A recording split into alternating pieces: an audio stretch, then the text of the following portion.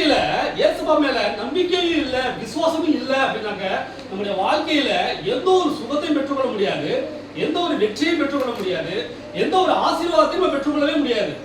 சரிங்களா? அப்ப இயேசுபாட்ட போறதுக்கு நமக்கு மெயினான என்ன வேணும்? நம்பிக்கையும் விசுவாசமும் தான் வேணும். சரிங்களா?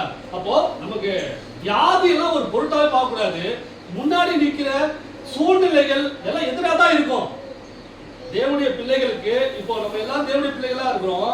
நமக்கு முன்னாடி எல்லா பிரச்சனைகளுமே எப்படிதான் இருக்குமா? ஒரு பெரிய மலை போல தான் இருக்கும். ஆனா அதை பார்த்துட்டு நம்ம பயந்துகிட்டு பின்வாங்கிட கூடாது. சரிங்களா?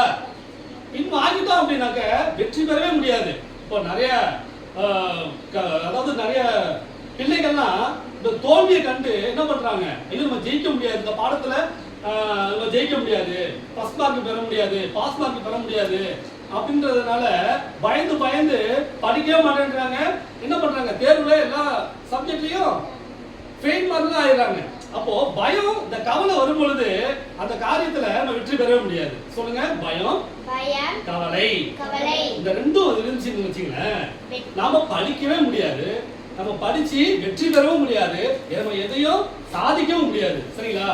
அப்போ இந்த தடைகள், பயம், கவலை, இந்த தடைகளை தாண்டி தான் நம்ம என்ன பண்ணோம்? ஏசப்பாட்ட போகணும். சரிங்களா? இதுதான் ஒரு பாத்தீங்கன்னா வெற்றியை தடுக்கிறது காரணமே இதுதான். சொல்லுங்க, பயம், கவலை.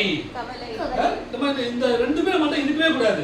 அப்போ அந்த இதெல்லாம் ரெண்டு தவிர்த்துட்டு நமக்கு என்ன வேணும்? மெயினா நம்பிக்கை, விசுவாசம். இது இருந்துச்சுன்னு வச்சுங்களேன், இந்த பெரும்பாலுள்ள ஸ்திரீ வெற்றி பெற்றது போல நாமளும் என்ன பண்ணலாம்? தடைகளை தாண்டலாம், சவால்களை சந்திக்கலாம், பிரச்சனைகளை என்ன பண்ணலாம்? மேற்கொள்ளலாம்.